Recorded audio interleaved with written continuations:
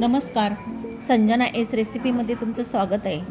हे बघा ना, वडे कसे बनलेले आहेत. रेसिपी शेवटपर्यंत बघा, म्हणजे तुम्हाला समजेल याच्यामध्ये काय टाकलं आहे, म्हणजे तुम्हाला रेसिपी पूर्ण कळेल. बघा कसा आवाज येतो, कसे कडक आणि टेस्टी होतात. पावसाळ्यामध्ये कुठे कुठे भाजी मिळते, कुठे कुठे नाही मिळत, म्हणून हा सर्रास बनवून ठेवला जातो. मी तुम्हाला जवळून दाखवते. हे बघा, डाळीचे बनवलेले आणि किती छान झालेले. चला तर मग आपण ही रेसिपी तुम्हाला मी कशी होते आणि कशी बनते ते मी बनवून तुम्हाला करून दाखवणार आहे. चला रेसिपीला सुरुवात करू.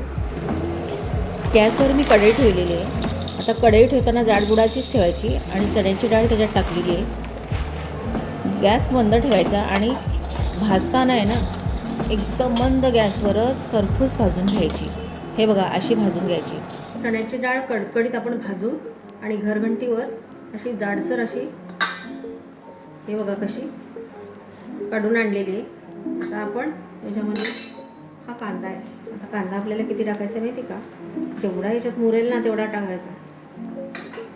लसूण मी असं खडबडीतच करून घेतलेला आहे. तर लसूण टाकून द्यायचं याच्यामध्ये. सगळा लसूण हा टाकून द्यायचा याच्यात. लसणाने ना चव छान येते वड्याला. तिखट आहे, हा तिखट टाकून द्यायचा.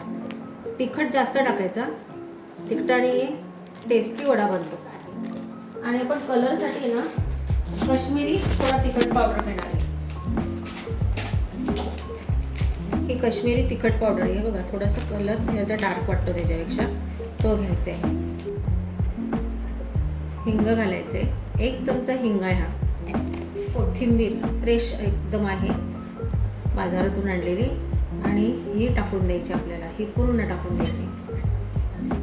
आता हे सगळं आपल्याला हाताने ना एकजीव करून घ्यायचं आहे. आता याच्यामध्ये पाणी घ्यायचं नाही, कांद्याचंच पाणी सुटणार आहे याला.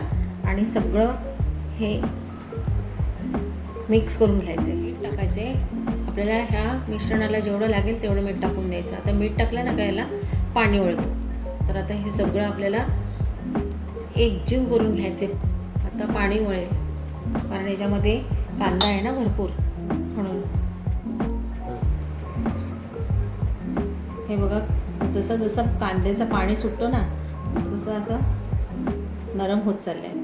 आता हा आपण आहे ना, हे रात्री करायला लावलं आहे. हा रात्रभर आपण आता असं झाकून ठेवूयाला. उद्या सकाळपर्यंत हा ना एकदम असं नरम झालेला असेल. आता थोडंसं आपल्याला थोडा कडक वाटतो, पण उद्या नरम होईल, कारण हा कांदा आहे ना एकदम नरम होतो.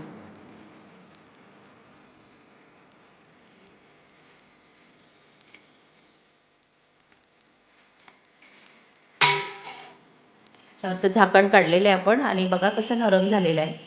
बघा, तुम्हाला मी हाताने असं,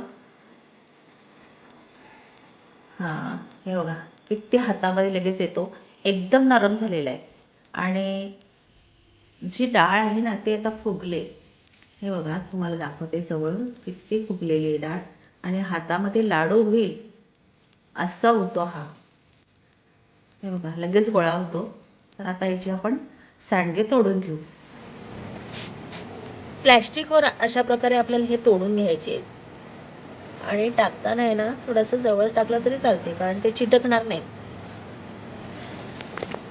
हे बघा, मी अशा प्रकारे आता तोडून घेते.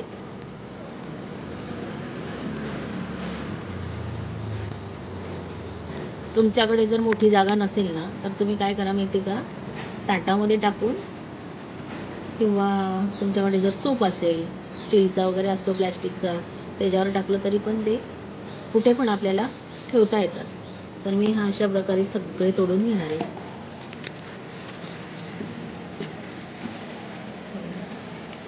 सांडगे मी ह्या अशा प्रकारे सगळे तोडून घेतलेले. आणि आता काय करणार आहे, हे असे थोडे वाळले ना का मग त्याला मी एकत्र करून एकाच ठिकाणी वाळवणार आहे. हे जवळजवळ 3 दिवस मी ह्या उन्हामध्ये कडकडीत वाळवून ठेवणार आहे.